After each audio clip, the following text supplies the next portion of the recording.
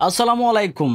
Asia কাপে আজকে একটা হাই ভোল্টেজ ম্যাচ হতে যাচ্ছে, আফগানিস্তান ভার্সেস শ্রীলঙ্কা। আজকের ম্যাচের উপরে ডিপেন্ড করবে বাংলাদেশের অবস্থান কি, বাংলাদেশের এশিয়া কাপ কি এখানেই শেষ, না তারা সেকেন্ড রাউন্ডে যেতে পারবে।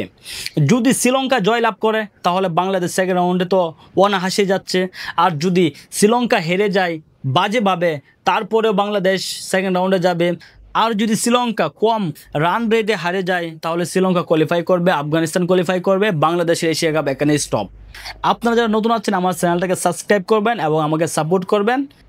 এখন কথা হচ্ছে বাংলাদেশের যে সাংবাদিক আছে, যারা জার্নালিস্ট আছে, খেলাধুলা সম্পর্কে সাংবাদিকতা করে বা জার্নালিস্ট করে, তারা কী রকম মাইন্ডসেট নিয়ে শ্রীলঙ্কার প্লেয়ারদেরকে, শ্রীলঙ্কার যারা কোচিং স্টাফ আছে তাদেরকে প্রশ্ন করে এরকমভাবে, আজকের ম্যাচটা কি আপনারা বাংলাদেশের জন্য জিতবেন? কারণ আপনারা যদি জিতে যান তাহলে বাংলাদেশ কোয়ালিফাই করবে। শ্রীলঙ্কা একটা দেশ, বাংলাদেশ কোয়ালিফাই করবে কি করবে না এটা শ্রীলঙ্কার কোনো যায় আসে না। শ্রীলঙ্কার গতিতে খেলবে, শ্রীলঙ্কা তার দেশের জন্য খেলবে, শ্রীলঙ্কা তার পয়েন্টের জন্য খেলবে, শ্রীলঙ্কা একটা ম্যাচ জেতার জন্য খেলবে, শ্রীলঙ্কার দর্শকদের জন্য খেলবে। শ্রীলঙ্কা কেন বাংলাদেশের জন্য খেলবে? আপনারা এইরকম বেহুদা প্রশ্ন কেন করেন তাদেরকে?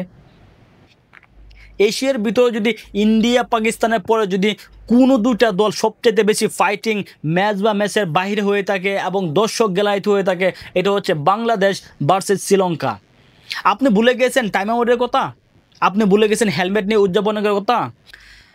লাস্ট কয়েক বছর ধরে বাংলাদেশ শ্রীলঙ্কার ম্যাচগুলা কত শক্তিশালী হচ্ছে, কত কত প্রতিযোগিতায় জিততে যাচ্ছে, কত হাড্ডাহাড্ডি লড়াই হচ্ছে, কোন দলকে হারাবে এটা নিয়ে সবচেয়ে বেশি চিন্তা করে তারা।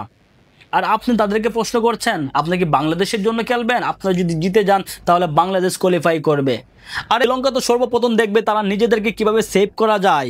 যদি শ্রীলঙ্কা জিতে যায় আফগানিস্তানের সাথে তাহলে তো ভালো কথা, বাংলাদেশ বেনিফিট পাচ্ছেই।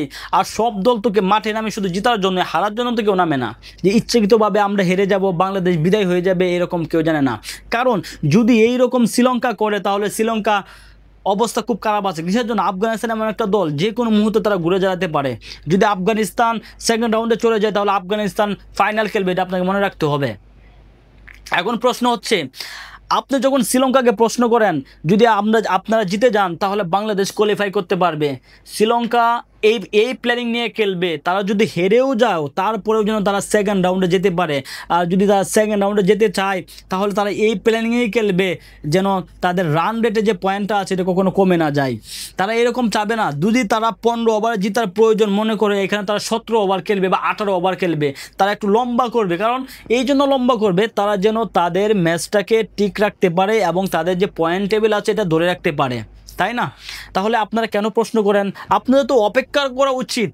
আমাদের বাংলাদেশের টিমদের প্রয়োজন ছিল 3 ম্যাচ জিতে বসে থাকার জন্য, কিন্তু 2 ম্যাচ জিতছে, শ্রীলঙ্কার সাথে বাজেভাবে ফাটছে। এখন আমাদের টেনশন হচ্ছে, এখানে টেনশনের কোনো কিছু নাই।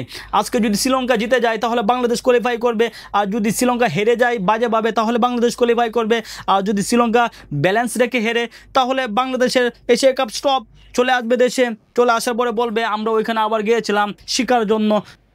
আপনাদেরকে একটা কথা মনে রাখতে হবে, শ্রীলঙ্কার জন্য খেলবে, আর কোনো দল ম্যাচ হারার জন্য মাঠে নেবে না। আজকে যদি শ্রীলঙ্কা ম্যাচ হেরে যায় তাহলে শ্রীলঙ্কার যে কনফিডেন্স আছে এটা লো হয়ে যাবে। শ্রীলঙ্কা চাইবে আজকের ম্যাচটাও জিতে তাদের যে কনফিডেন্স আছে এটাকে বিল্ড করার জন্য, তাই না? এটাই চাইবে। চলেন আমরা দেখতে থাকি, আর সবাই ভালো থাকবেন।